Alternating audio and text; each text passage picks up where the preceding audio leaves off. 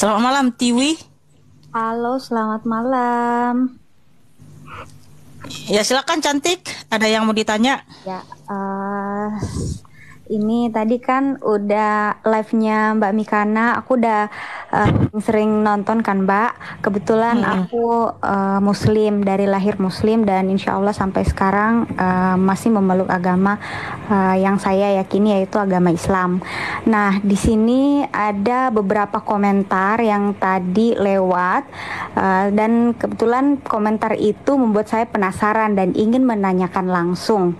Ini pertanyaannya seperti ini, Mbak. Kan Tuhan yang Mbak yakini itu kan lahir dari seorang ibu yang bernama Maryam kan?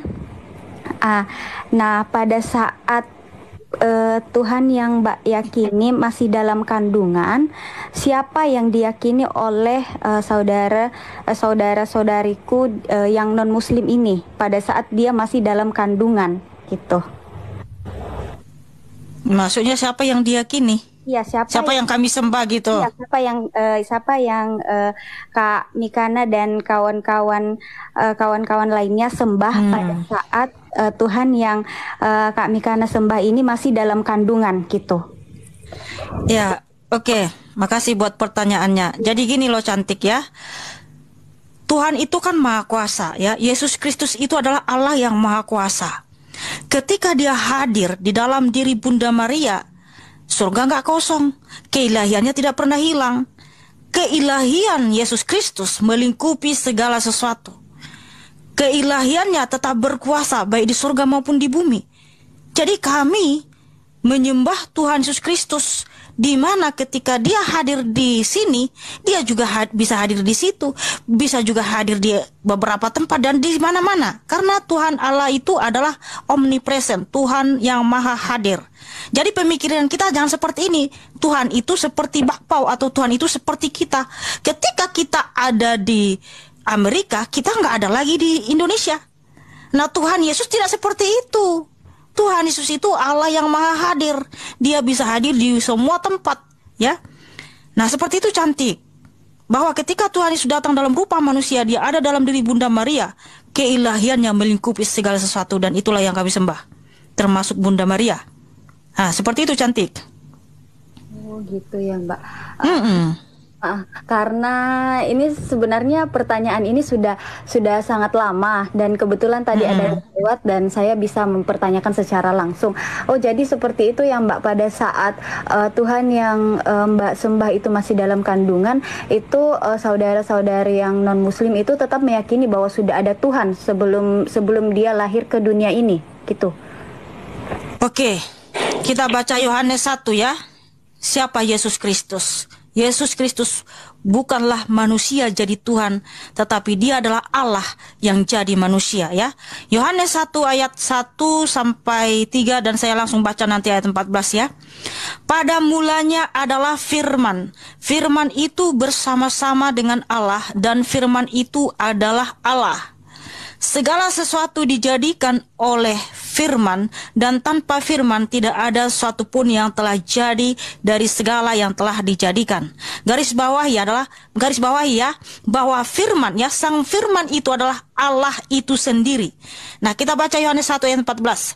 Firman itu telah menjadi manusia dan diam di antara kita. Siapa itu sang firman? Sang firman itu adalah Allah itu sendiri, karena Allah itu adalah roh dan firman ya. Nah, Allah itu sendiri yang datang dalam rupa manusia ya. Kita baca lagi di Filipi 2 ayat 8 ya. Ayat 6. Filipi 2 ayat 6. Yang walaupun dalam rupa Allah adalah Allah itu sendiri ya, tidak menganggap kesetaraan dengan Allah itu sebagai milik yang harus dipertahankan, melainkan telah mengosongkan dirinya sendiri dan mengambil rupa seorang hamba dan menjadi sama dengan manusia. Dan dalam keadaan sebagai manusia, ia telah merendahkan dirinya dan taat sampai mati, bahkan sampai mati di kayu salib. Itulah sebabnya Allah sangat meninggikan dia dan mengaruniakan kepadanya nama di atas segala nama, supaya dalam nama Yesus bertekuk lutut segala yang ada di langit dan yang ada di atas bumi dan yang ada di bawah bumi, dan segala lidah mengaku Yesus Kristus adalah Tuhan bagi kemuliaan Allah Bapa. Jadi Yesus Kristus itu, berdasarkan ayat ini, dia adalah Allah itu sendiri yang telah turun dalam rupa manusia. Nah, tentu saja ketika Allah itu datang dalam rupa manusia, menyatakan dirinya dalam rupa manusia, bukan berarti surga kosong cantik, bukan berarti keilahiannya tidak berkuasa. Keilahiannya tetap berkuasa kekal abadi, mengendalikan seluruh alam semesta, baik surga maupun bumi. Itulah kemahakuasaan Tuhan Yesus Kristus. Ya, seperti itu cantik. Nah, tetapi pertanyaannya, kenapa Tuhan Yesus datang dalam rupa manusia? Ada tujuannya kenapa Tuhan Yesus datang dalam rupa manusia. Bukan ucu-ucu Tuhan Yesus langsung datang hadir dalam diri Bunda Maria ya, dalam rupa manusia.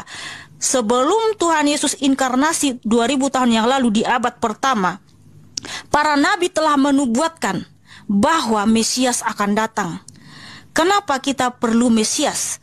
Karena manusia di dunia ini semua manusia yang mati. Sebab hidup kita cuma 90 tahun. Ya, Adam saja yang 930 tahun hidupnya, itu 1 detik di hadapan Tuhan Yesus Kristus. Jadi, manusia itu adalah bios. Bios artinya manusia yang hidup tapi tidak hidup. Karena apa? Hidup kita hanya sebentar saja, singkat. Jadi kita adalah manusia yang mati. Nah, manusia yang mati memerlukan juru selamat supaya manusia yang telah di dalam kerajaan maut diambil sama Tuhan Yesus. Jadi Tuhan Yesus datang dalam rupa manusia, turun ke dunia mati ya, di mana Tuhan Yesus mati disalib. 2000 tahun yang lalu dia mati dan bangkit pada yang ketiga. Ketika Tuhan Yesus mengalami kematian, dia turun ke dalam kerajaan maut. Dia mengambil kunci kerajaan maut supaya setiap yang percaya kepadanya ikut mati dan bangkit bersama dengan Tuhan Yesus. Jadi Tuhan Yesus Kristus harus turun ke dalam kerajaan maut supaya kita tidak ada lagi di dalam maut. Nah, gitu cantik. Oh iya, oke. Ya, sudah jelas ya? Pertanyaan itu terjawab ya, Mbak. Boleh satu lagi, Mbak? Ya, silakan cantik. Ini juga sebenarnya pertanyaan, mungkin pertanyaan ini pertanyaan yang standar, tapi namanya kami yang beragama Muslim kan mau tahu juga dari versi teman-teman yang non Muslim gitu. Pernahkah Tuhan Yesus menyatakan bahwa alam semesta ini adalah ciptaannya, karena kami meyakini bahwa alam semesta ini adalah ciptaan Allah gitu. Oke, Bang Billy mau menjawab atau bagaimana? Oke, jadi yang perlu dipahami saudaraku, Alkitab kita adalah Alkitab kesaksian yang berbicara tentang kealahan. Siapa Allah dan kebagaimanaan Allah. Para penulis, para nabi dan para rasul bersaksi tentang Allah melalui tulisan. Makanya kita harus pahami, kata kitab ini di dalam bahasa Ibrani artinya mikitab, artinya tulisan. Segala tulisan ini diinspirasi atau diilhami oleh Roh Kudus kepada para penulis, kepada para nabi dan kepada rasul. Mereka berbicara tentang siapa Allah. Jadi kalau ditanya apakah Allah harus mengakui bahwa dirinya adalah Allah? Itu semua dalam bentuk kesaksian. Contoh, Yohanes 20 ayat 28. Ya. Mungkin langsung to the point saja ya. Apakah Tuhan Yesus pernah menyatakan dia adalah Allah pencipta ya? Nah, begini cantik. Bumi. Itu adalah Tuhan Yesus adalah pencipta. Iya. Bumi dan betul. Ya, betul sekali. Tadi kan sebenarnya saya sudah bacakan ayatnya ya, di Yohanes 1 ayat 2 ya.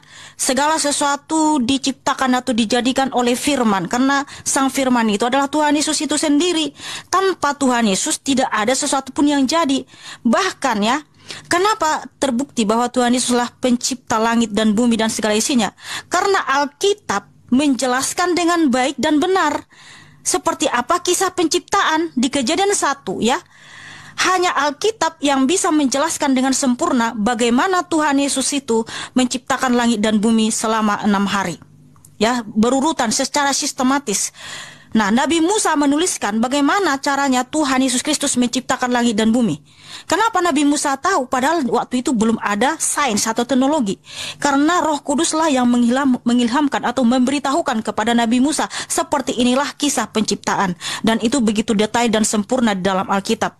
Nanti kalau Tiwi mau tahu tentang bagaimana Tuhan Yesus menciptakan langit dan bumi itu, ya bacalah di Kejadian 1 ya, pasal 1.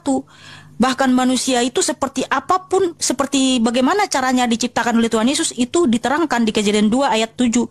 Bahwa ketika Tuhan Yesus mengambil debu tanah ya, dan membentuk Adam dengan sempurna, dengan penuh kasih, dengan penuh cinta, membentuk kepala, tangan, dan segala anggota tubuhnya itu.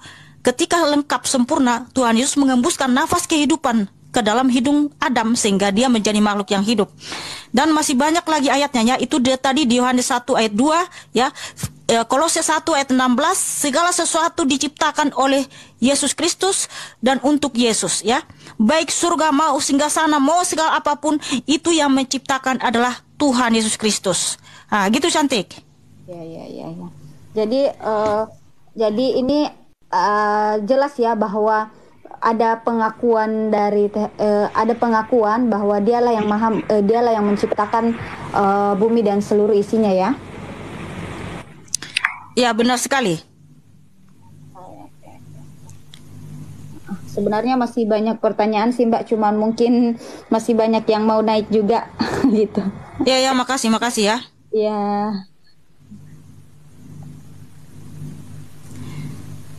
Shalom Kalina, shalom. Ya, ini kenapa tadi ini bergerumbu kelati. Ya, shalom Mak Lina. Ya, itu Iya, saja Tiwi ya yang ditanyakan. Terima kasih Cantik ya sudah bertanya ya. Shalom semuanya yang ada di bawah. Selamat malam. Tepuk tangan buat Tiwi yang cantik dan manis.